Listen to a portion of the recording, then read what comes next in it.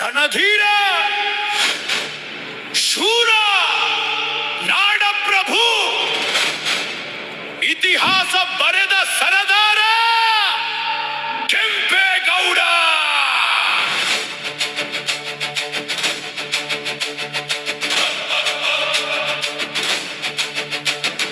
ಬೆಂಗಳೂರು ಇದು ಕೆಂಪೇಗೌಡರ ಉಸಿರು. ಚರಿತ್ರೆಯ ಪುಟದಲ್ಲಿ ಅಳಿಯದು ಈ ಭವ್ಯ ಹೆಸರು. ನಾಲ್ಕು ದಿಕ್ಕಿಗೆ ಗೋಪುರ ನಿಲ್ಲಿಸಿ ಗಡಿಯನ್ನು ಕಾಯ್ದ ಕಲಿ. ನಮ್ಮೂರ ನಿರ್ಮಾತೃ ಅವನೇ ಕರುನಾಡ ಹುಲಿ. ಓ ನಾಡ ಪ್ರಭು ಜೈ ಕೆಂಪೇಗೌಡ. ಕಲ್ಲಿನ ನೆಲದಲ್ಲಿ ಕಟ್ಟಿದ ಮಣ್ಣಿನ ಕೋಟೆ, ವ್ಯಾಪಾರಕ್ಕೆ ರತ್ನ ಗಂಬಳಿ ಹಾಸಿದ ಭವ್ಯವಾದ ಪೇಟೆ, ಅಕ್ಕಿಪೇಟೆ.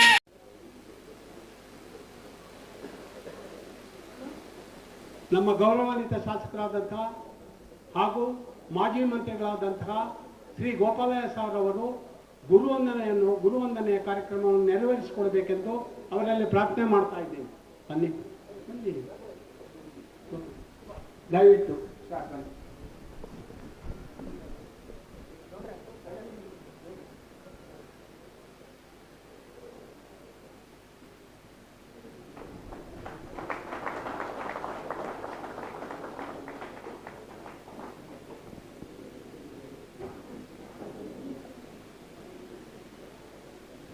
ನಮಸ್ಕಾರಗಳು, ವಂದನೆಗಳು. ಸ್ವಾಮೀಜಿಯವರಿಗೆ ನಮಸ್ಕಾರಗಳು. ಹಾಗೆ ನಮ್ಮ ನೆಚ್ಚಿನ ಆತ್ಮೀಯರಾದ ಶಾಸಕರಾದಂತಹ ಶ್ರೀ ಗೋಪಾಲಯ್ಯ ಸಾರ್ ಅವರಿಗೆ ನಮ್ಮ ಕೆಂಪೇಗೌಡ ನಡಿಗೆದಾರರ ಸಂಘದ ಪದಾಧಿಕಾರಿಗಳಿಂದ ಜಾನಕಿಗೌಡರು, ಪಾರ್ಥಾರ್ಥವರು, ಕೃಷ್ಣಯ್ಯನವರು ಹಾಗೂ ಇವರಿಂದ ಸನ್ಮಾನವನ್ನು ಅರ್ಪಿಸ್ತಾ ಇದ್ದೀವಿ.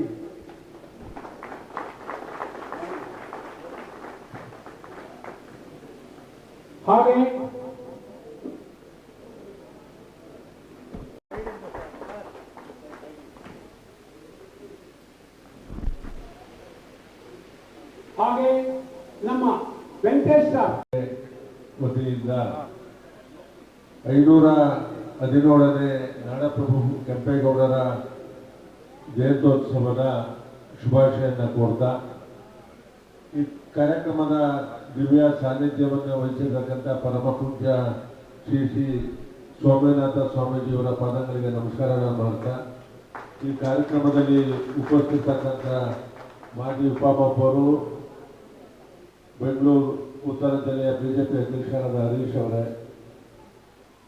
ನಮ್ಮ ಮುಖಂಡರು, ನಮ್ಮ ಟ್ರಸ್ಟ್ ಅಧ್ಯಕ್ಷರಾದ ಜಯರಾಮಣ್ಣ ಅವರೇ, ಈ ವಾರ್ಡಿನಲ್ಲಿ ಮಹಾನಗರ ಪಾಲಿಕೆ ಸದಸ್ಯರಾಗಿ ಉತ್ತಮ ಕೆಲಸವನ್ನು ಮಾಡಿರ್ತಕ್ಕಂಥ ರಾಜೇಂದ್ರ ಕುಮಾರ್ ಅವರೇ, ಮತ್ತು ಬಿಜೆಪಿಯ ಉತ್ತರ ಜಿಲ್ಲೆಯ ಪ್ರಧಾನ ಕಾರ್ಯದರ್ಶಿಗಳಾದ ರಾಘವೇಂದ್ರ ಶೆಟ್ಟರೆ, ನಮ್ಮೆಲ್ಲರಿಗೂ ಹಿರಿಯರಾದ ಹುಚ್ಚಪ್ಪಣ್ಣ ಅವರೇ, ನಮ್ಮ ಮುಖಂಡರಾದ ವೆಂಕಟೇಶ್ ಮೂರ್ತಿ ಅವರೇ, ವೆಂಕಟೇಶ್ ಅವರೇ, ರಘುನಾಗರಾಜ್ ಅವರೇ, ಕೃಷ್ಣಯ್ಯನವರೇ, ಪಾರ್ಥಸಾರಥಿ ಸರ್ ಅವರೇ, ಇಲ್ಲಿ ಸೇರಿರ್ತಕ್ಕಂಥ ಎಲ್ಲ ಸರ್ಕಾರ ಕೆಂಪೇಗೌಡ ಪಾರ್ಕ್ನ ಎಲ್ಲ ನನ್ನ ಸಹೋದರರೇ, ಹಿರಿಯರೇ,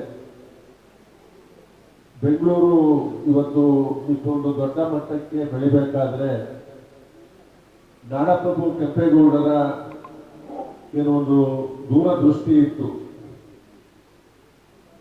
ಅದರ ಪರಿಣಾಮವಾಗಿ ಇವತ್ತು ಬೆಂಗಳೂರು ಅಂತಾರಾಷ್ಟ್ರೀಯ ಮಟ್ಟದಲ್ಲಿ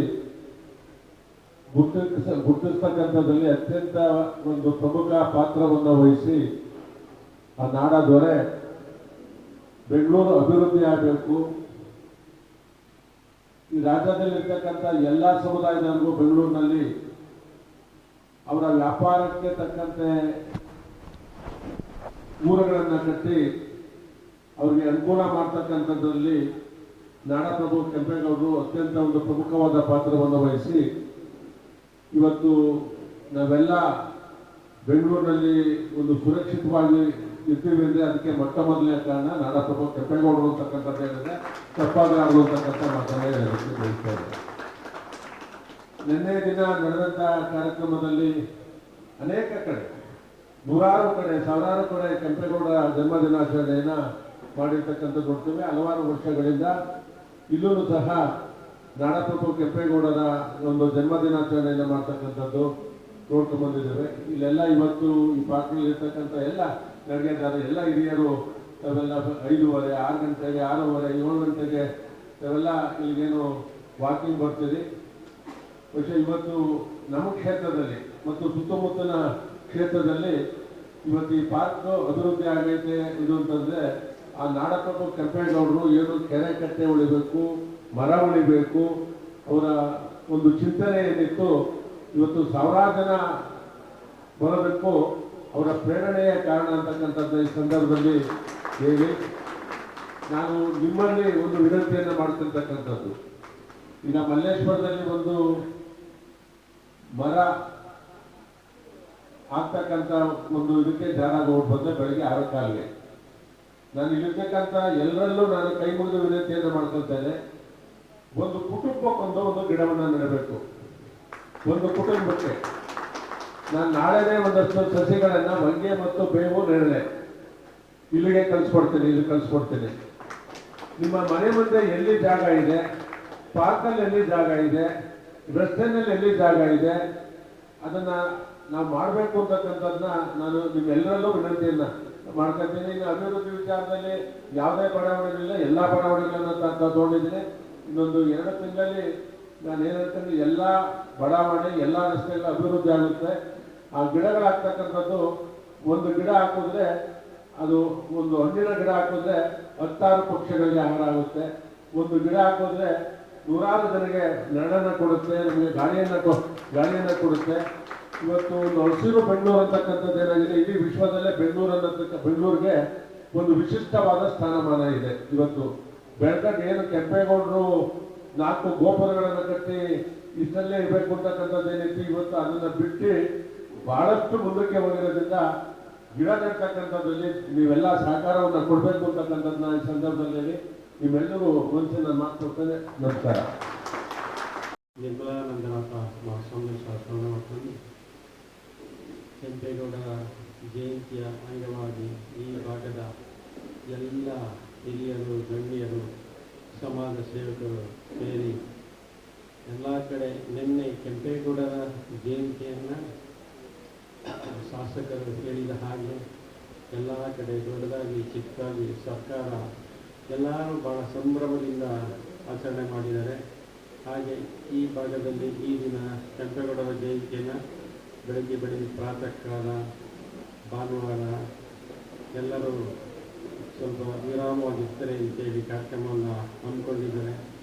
ಸನ್ಮಾನ್ಯ ಗೋಪಾಲಯ್ಯನವರು ಅಲ್ಲೇ ಮಾತಾಡಿದ್ದಾರೆ. ನಿಜವಾಗಲೂ ಈ ಭಾಗದಲ್ಲಿ ಗೋಪಾಲಯ್ಯನವರು ಶಾಸಕರಾಗಿದ್ದ ನಿಜವಾಗಲೂ ಈ ಭಾಗದ ಎಲ್ಲರ ಪುಣ್ಯ ಅಂತೇಳಿ ನಾನು ಅಂದ್ಕೊಳ್ತೀನಿ. ಅವರ ಕ್ರಿಯಾಶೀಲತೆ, ಎಷ್ಟು ಸಾಮಾನ್ಯ ಜನರಿಗೆ ಸ್ಪಂದಿಸ್ತಕ್ಕಂಥ ಅವರ ಸರಳತೆ, ಅವರ ಒಳ್ಳೆಯ ಭಾವನೆ, ಗುಣ ನಿಜವಾಗ್ಲೂ ಬೆಂಗಳೂರಲ್ಲಿ ಇರ್ತಕ್ಕಂಥ ಎಷ್ಟು ಜನ ಶಾಸಕರಲ್ಲಿದೆ ಅನ್ನೋದನ್ನು ನೀವೇ ಯೋಚನೆ ಮಾಡಿ. ಎಲ್ಲ ಕಡೆ ಓಡಾಡಿ ಎಷ್ಟು ಚೆನ್ನಾಗಿ ಅವರು ಎಲ್ಲರಿಗೂ ಸ್ಪಂದಿಸ್ತಾರೆ. ಒಳ್ಳೆಯ ಶಾಲೆ, ಆಸ್ಪತ್ರೆ, ಎಷ್ಟು ಉದ್ಯಾನವನಗಳಿದೆ ನೋಡಿ. ನಿಮಗೆ ಹರೀಶ್ ಹೇಳಿದ್ರಲ್ಲ, ಆಕ್ಸಿಜನ್ ಫ್ರೀ ಅಂದರೆ ಗಿಡಗಳು ಮರಗಳಿದೆ ಅಂತೇಳಿ. ಆ ಗಿಡ ಮರಗಳಿದ್ದರೆ ಯಾವ ಆಕ್ಸಿಜನ್ ಮಿಷಿನೇ ಬೇಕಿಲ್ಲ. ಬೆಳಗ್ಗೆ ಸಂಜೆ ವರ್ಷ ವಾಕಿಂಗ್ ಮಾಡ್ಕೊಂಡು ಹೋದರೆ ನಿಮ್ಮ ಲೆನ್ಸ್, ನಿಮ್ಮ ಹಾರ್ಟ್, ನಿಮ್ಮ ಮನಸ್ಸು ಎಲ್ಲ ಶುದ್ಧಿಯಾಗಿರ್ತದೆ. ಯಾವ ಆಸ್ಪತ್ರೆಗಳಿದೆ, ಯಾವ ಚಿಕಿತ್ಸೆನೂ ಬೇಕಿಲ್ಲ. ಅಷ್ಟು ಸುಂದರವಾದಂಥ ಉದ್ಯಾನವನಗಳನ್ನು, ಎಷ್ಟು ಗಿಡ ಮರಗಳ ತುಂಬಿಸ್ಬಿಟ್ಟಿದ್ದಾರೆ ಎಲ್ಲ ಕಡೆ. ಅವಕ್ಕೆ ನೀರು ಸೌಲಭ್ಯ ಇಷ್ಟೋ ಕಡೆ ಪಾರ್ಕ್ ಮಾಡ್ತಾರೆ. ನಾನು ನೋಡಿದ್ದೀನಿ, ನೋಡ್ತಾ ಇರ್ತೀನಿ. 40 ವರ್ಷದ ಬೆಂಗಳೂರಲ್ಲಿ ವಾಸ ಮಾಡೋದು. ಅದು ಸರ್ಕಾರದಿಂದ ದುಡ್ಡು ತಗೊಳ್ತಾರೆ, ಪಾರ್ಕ್ ಮಾಡ್ತಾರೆ, ಹಂಗೆ ಬಿಟ್ಬಿಡ್ತಾರೆ. ಮತ್ತೆ ಒಳಗೆ ಎಲ್ಲ ಹೋದ್ಮೇಲೆ ಇನ್ನೊಂದ್ಸರಿ ಸರ್ಕಾರ ದುಡ್ಡು ತಗೋತಾರೆ, ಮಾಡ್ತಾರೆ. ಇದೇ ನಡೀತಿರ್ತದೆ. ಆದರೆ ಗೋಪಾಲಯ್ಯ ಒಂದು ಗಿಡ ಸಹ ಮಂಗಟ್ಬಿಟ್ಟಿಲ್ಲ ಅವರು. ಎಲ್ಲ ಕಡೆ ಚೆನ್ನಾಗಿ ಅವರು ಉದ್ಯಾನವನ ಮಾಡಿದರೆ ಈ ಭಾಗದ ಜನರಿಗೆ ಎಲ್ಲರೂ ಅನುಕೂಲವಾಗಲಿ. ಹಿರಿಯರು, ಮಕ್ಕಳು, ಆಟ ಆಡೋರು ಎಲ್ಲರಿಗೂ ಒಳ್ಳೆಯದಾಗಲಿ ಅಂತ ಎಷ್ಟು ಚೆನ್ನಾಗಿ ಅವರು ಮಾಡಿದರೆ. ಸಾಲ ಎಷ್ಟು ಅದ್ಭುತವಾಗಿದೆ. ಯಾವ ಪ್ರೈವೇಟ್ ಸ್ಕೂಲು ಸಹ ಇಲ್ಲ, ಅಷ್ಟು ಚೆನ್ನಾಗಿ ಮಾಡಿದ್ದಾರೆ. ಆಸ್ಪತ್ರೆಗಳು ಮಾಡಿದ್ದಾರೆ. ಇದೆಲ್ಲ ನಿಜವಾಗ್ಲೂ ನಾವು ಸ್ಮರಣೆ ಮಾಡ್ಕೊಳ್ಬೇಕು, ನೆನ್ಕೊಳ್ಬೇಕು, ಅರ್ಥ ಮಾಡ್ಕೊಳ್ಬೇಕು, ಸ್ಪಂದಿಸ್ಬೇಕು. ಯಾವಾಗ ಅಷ್ಟು ಒಳ್ಳೆ ಕೆಲಸವನ್ನು ಸಂಬಂಧ ಗೋಪಾಲಯ್ಯ ನಿರಂತರವಾಗಿ ಮಾಡ್ತಿರ್ತಾರೆ. ಅವರು ಸಹ ಬೆಳಿಗ್ಗೆ ಕಾರ್ಯಕ್ರಮದಲ್ಲಿ ಭಾಗಿಯಾಗಿದ್ದಾರೆ ಮತ್ತು ಬೇರೆ ಕಾರ್ಯಕ್ರಮಗಳು ಸಹ ಹೋಗಬೇಕಾಗಿದೆ. ಮತ್ತು ಹರೀಶ್ ಅವರು ಸಹ ತುಂಬ ಚೆನ್ನಾಗಿ ಒಳ್ಳೊಳ್ಳೆ ಮಾತುಗಳನ್ನು ಹೇಳಿದ್ರು. ಬೆಂಗಳೂರು ಮಹಾನಗರ ಕೆಂಪೇಗೌಡರು ಯಾವಾಗಲೂ ಇತಿಹಾಸ ಪುರುಷರು ಯಾತಕ್ಕೆ ಇಷ್ಟು ಅಭಿವೃದ್ಧಿ, ಇಷ್ಟು ಬೆಳವಣಿಗೆ, ಇಷ್ಟು ಹೆಸರುವಾಸಿಯಾಗಿದೆ ಬೆಂಗಳೂರು ಮಹಾನಗರ ಅಂತಂದರೆ ಕೆಂಪೇಗೌಡರ ಮನಸ್ಸು, ಕೆಂಪೇಗೌಡರ ಭಾವನೆ ಅಷ್ಟು ಶುದ್ಧವಾದಂಥದ್ದು, ಪವಿತ್ರವಾಗಿತ್ತು. ಅವರ ಭಾವನೆ ಭಾಳ ಒಳ್ಳೆಯದಿತ್ತು. ಅದರಿಂದ ಅವರು ಕಟ್ಟಿದಂಥ ಬೆಂಗಳೂರು ಮಹಾನಗರ ಇಷ್ಟು ಅದ್ಭುತವಾಗಿ ಬೆಳೀತಾ ಇದೆ, ಇನ್ನು ಬೆಳೀತಾ ಇರುತ್ತೆ ಯಾವಾಗ. ಹಾಗೆ ಅಂಥ ಕೆಂಪೇಗೌಡರನ್ನು ಎಲ್ಲ ಕಡೆ ಸ್ಮರಣೆ ಮಾಡ್ಕೊಳ್ಬೇಕು. ಹರೀಶ್ ಅವರು ಹೇಳ್ತಿದ್ರು, ಯಾವ ಜಾತಿ ಭೇದ ಇಲ್ಲದೇ ಮಾಡುವಂಥದ್ದು, ಅದು ಮುಖ್ಯವಾಗಿ ಬೇಕು. ಜಾತಿ ಭೇದ ಹಿಂದೆ ಇತ್ತು, ಇವತ್ತು ಇದೆ, ಯಾವತ್ತೂ ಇರಬಾರದು. ಜಾತ್ಯತೀತವಾಗಿ ಕೆಂಪೇಗೌಡರು ಕಟ್ಟಿದಂಥ ನಗರಗಳಲ್ಲಿ ಎಷ್ಟು ಜನ ಜೀವನವನ್ನು ರೂಪಿಸ್ಕೊಳ್ತಾ ಇದ್ದಾರೆ. ಯಾರೇ ಒಂದು ಬರೀ ಕೈಯಲ್ಲಿ ಬಂದರೂ ಬೆಂಗಳೂರು ಮಹಾನಗರಕ್ಕೆ ಜೀವನ ಮಾಡ್ಬೋದು, ಜೀವನ ರೂಪಿಸ್ಕೊಳ್ಬೋದು. ಒಂದು ಉದ್ಯೋಗ ಸಿಗುತ್ತೆ, ಒಂದು ಕಸ ಹೊಡಿ ಕೆಲಸನಾರು ಸಿಗುತ್ತೆ, ಒಂದು ವಾಚ್ಮನ್ ಕೆಲಸನಾರು ಸಿಗುತ್ತೆ, ಯಾವ ಕೆಲಸವಾರು ಸಿಗುತ್ತೆ. ಅಂಥ ಅದ್ಭುತವಾದಂಥ ಬೆಂಗಳೂರು ಮಹಾನಗರ. ನಿಜವಾಗಲೂ ಬೆಂಗಳೂರಲ್ಲಿ ವಾಸ ಮಾಡ್ತಕ್ಕಂಥ ಪ್ರತಿಯೊಬ್ಬರು ನೆನ್ಕೊಳ್ಬೇಕು. ಹರೀಶ್ ಅವರು ಹೇಳ್ತಾ ಇದ್ರು, ತುಂಬ ಅವಾಗ ಟೆಂಪ್ರೇಚರ್ ಕಮ್ಮಿ ಇತ್ತು ಅಂತ. ಬೆಂಗಳೂರು ಕಟ್ಟಿದಾಗ ಕೆಂಪೇಗೌಡರು 12 ಡಿಗ್ರಿ ಇತ್ತಂತೆ. 12 ಡಿಗ್ರಿ ವೆದರ್ ಇದ್ದದ್ದು. ಅದಕ್ಕೆ ಅವ್ರು ಹೇಳ್ತಾರೆ ಸ್ವೆಟರ್ ಹಾಕಿ ಬರ್ತಾ ಇದ್ದು ಅಂತ. 10ನೇ ತರಗತಿನಲ್ಲಿ ಒಂದು ಕ್ವಶನ್ ಇತ್ತಂತೆ. 10ನೇ ತರಗತಿ ಪರೀಕ್ಷೆಗೆ, ಬೆಂಗಳೂರು ಮಹಾನಗರದಲ್ಲಿ ಸೂರ್ಯನ ಬೆಳಕು ಕೆಳಗಡೆ ಬೀಳದೇ ಇರುವ ಹಾಗೆ ಮರಗಳಿದೆ, ಅದು ಯಾವ ರಸ್ತೆ ಅಂತೇಳಿ ಒಂದು ಇತ್ತಂತೆ. ಅಷ್ಟು ಗಿಡ ಮರಗಳಿದ್ದಂತೆ. ಹಾಗೆ ಅಂತ ಅದ್ಭುತವಾದಂಥ ಬೆಂಗಳೂರು ಮಹಾನಗರ. ಹಿಂದೆ ರಾಮಕೃಷ್ಣ ಹೆಗಡೆಯವರು ಮುಖ್ಯಮಂತ್ರಿ ಆಗಿದ್ದಾಗ ನಾವು ಸಹ ಅವಾಗ 84ನೇ ಇಸ್ವಿ ಅನ್ಸುತ್ತೆ, 84, ಇಡೀ ಬೆಂಗಳೂರಲ್ಲಿ ಗಿಡ ಹಾಕ್ಬೇಕಂತ ಒಂದು ಮಾಡಿದ್ರು ಅವರು. ಅವಾಗ ಎಲ್ಲರೂ ಸೇರ್ಕೊಂಡು ಗಿಡ ಹಾಕ್ತಿದ್ರು. ನಾವು ಸಹ ನಮ್ಮ ಮಠದ ಮುಂದೆ ಸಿಕ್ಕಿದ ಜಾಗದಲ್ಲೆಲ್ಲ ಹಾಕ್ತಿದ್ದಾರೆ. ಇವತ್ತೆಲ್ಲ ಬೇಡದ ದೊಡ್ಡ ಮರಗಳಾಗಿದ್ದಾವೆ. ಆ ಒಂದು ಸಂಪ್ರದಾಯ ಈಗ ಎಲ್ಲ ಕಡೆ ನಡೀತಾ ಇದೆ. ಎಲ್ಲ ಕಡೆ 15 ಲಕ್ಷ ಗಿಡಗಳನ್ನು ನೆಟ್ಟಿದ್ದಾರೆ. ಗೋಪಾಲಯ್ಯನವರು ಎಷ್ಟು ಉದಾರತೆಯಿಂದ ಹೇಳಿದ್ರು. ಗಿಡಗಳು ತಂದಿರ್ತೀವಿ, ಬೇವಿನ ಗಿಡ, ಹಾಗೆ ಹೊಂಗೆ ಗಿಡ, ನೇರಳೆ ಗಿಡ ನೆಟ್ಟರೆ ಎಷ್ಟು ಪಕ್ಷಿಗಳು ಹಣ್ಣು ತಿಂತವೆ ಅಂದರೆ, ನಮ್ಮ ವಿಜಯ್ ಮಠದ ಗಿಡ ನಾನು ಹಾಕ್ಸಿದ್ದೀನಿ, ಸೀಬೆ ಎಣ್ಣೆ ಗಿಡ ಹಾಕ್ಸಿದ್ದೀನಿ, ನೇರಳೆಣ್ಣೆ ಗಿಡ ಹಾಕ್ಸಿದ್ದೀನಿ, ಮಾವಿನ ಗಿಡ ಎಲ್ಲ ಹಾಕ್ಸಿದ್ದೀನಿ. ಹಣ್ಣುಗಳು ಯಾರು ಕೇಳೋದಿಲ್ಲ, ಎಲ್ಲ ಪಕ್ಷಿಗಳು ತಿಂದು ಅಲ್ಲೇ ಇದ್ದು ಎಷ್ಟು ಚೆನ್ನಾಗಿರ್ತವೆ. ಹಾಗೆ ಎಲ್ಲ ಹಣ್ಣಿನ ಮರಗಳು, ಒಳ್ಳೆಯ ಆಕ್ಸಿಜನ್ ಸಿಗ್ತಕ್ಕಂಥ ಒಂದು ಆಮ್ಲಜನಕ ಸಿಗ್ತಕ್ಕಂಥದ್ದು, ನೆರಳು ಸಿಗ್ತಕ್ಕಂಥದ್ದು. ಮುಖ್ಯವಾಗಿ ಗಿಡ ಮರಗಳಿದ್ದರೆ ಮಳೆ ಚೆನ್ನಾಗಿ ಬರುತ್ತೆ. ಗಿಡ ಮರಗಳು ಎಲ್ಲಿ ಚೆನ್ನಾಗಿರುತ್ತೆ ಅಲ್ಲಿ ಮಳೆ ಚೆನ್ನಾಗಿ ಬರುತ್ತೆ. ಹಾಗೆ ಇದೆಲ್ಲ ಅನುಕೂಲ ಇರುತ್ತೆ. ಗೋಪಾಲಯ್ಯನವರು ಚೆನ್ನಾಗಿ ಹೇಳಿದ್ದಾರೆ. ಎಲ್ಲ ಕಡೆ ಹರೀಶ್ ಅವರು ಹೇಳ್ದಂಗೆ ಮರ ತಕ್ಷಕ್ಕೂ ಮಾಡಿ, ನೀವು ಮನೆ ಮುಂದೆಗಡೆ ಮರಗಳು ಇಟ್ಕೊಂಡು ನಿಮ್ಮ ಆರೋಗ್ಯವನ್ನು ಚೆನ್ನಾಗಿ ನೋಡ್ಕೊಳ್ಳಿ. ಮನೆ ಮುಂದೆಯೆಲ್ಲ ಆರೋಗ್ಯವಾಗಿರ್ಬೋದು. ಹಾಗೆ ಎಲ್ಲ ಭಾವನೆಯನ್ನು ಇಟ್ಕೊಂಡು ಇವೆಲ್ಲ ಉತ್ತಮವಾದ ಕೆಲಸ ಮಾಡಿ ಅಂತ ಹೇಳ್ತಾ, ಎಲ್ಲ ತುಂಬ ಹಿರಿಯರು ಬಂದಿದ್ದಾರೆ. ಗೋಪಾಲಯ್ಯನವ್ರು ಕೇಳಿದೆ, ಇಷ್ಟೆಲ್ಲ ಪಾರ್ಕ್ ಮಾಡಿದೆಲ್ಲ ಒಂದು ಲೈಬ್ರರಿ ಮಾಡಿದ್ದೀರಾ ಅಂತ ಕೇಳಿದೆ. ಮಾಡಿದ್ವಿ ಅಂತ ಹೇಳಿದೆ. ಯಾಕೆ ಅಂತಂದರೆ, ಭಾರತ ದೇಶ ಅಂತಂದರೆ ಇದೊಂದು ಶುದ್ಧವಾದ ದೇಶ, ಇದೊಂದು ಪವಿತ್ರವಾದ ದೇಶ. ನಮ್ಮ ದೇಶ ಇಡೀ ಪ್ರಪಂಚದಲ್ಲಿ ಆಧ್ಯಾತ್ಮಿಕತೆ ತುಂಬಿರಲು ಭಾರತ ದೇಶದಲ್ಲಿ. ಆ ವೇದಗಳು, ಆ ಉಪನಿಷತ್ತುಗಳು, ಆ ಬ್ರಹ್ಮಸೂತ್ರಗಳು ಎಷ್ಟು ಮನುಷ್ಯನ ಬಗ್ಗೆ, ಆ ಜನ್ಮ ಸಾರ್ಥಕತೆ ಬಗ್ಗೆ ಅಷ್ಟು ಉತ್ತಮವಾದ ವಿಷಯಗಳು ತುಂಬಿರ್ತವೆ.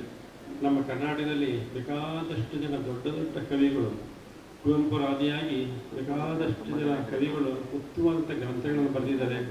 ಆ ಲೈಬ್ರರಿನ ಗ್ರಂಥಗಳನ್ನೆಲ್ಲ ಇಟ್ಟಾಗ ಯಾರೋ ಸುದ್ದಿಯನ್ನು, ಯಾರೋ ಮಾತನ್ನು ಆಡಿಕೊಂಡು ಸಮಯವನ್ನು ವ್ಯರ್ಥ ಮಾಡಬದ್ದು ಅರ್ಧ ಗಂಟೆ ಅಥವಾ 1 ಗಂಟೆ ಆ ಗ್ರಂಥಗಳನ್ನು ನೋಡಿದ್ರೆ ಮನಸ್ಸು ಎಷ್ಟು ನೆಮ್ಮದಿಯಾಗುತ್ತೆ, ತೃಪ್ತಿಯಾಗುತ್ತೆ. ಹಾಗೆ ಅಷ್ಟು ಉತ್ತಮವಾದಂಥ ವಿಷಯಗಳು ಇರುತ್ತೆ.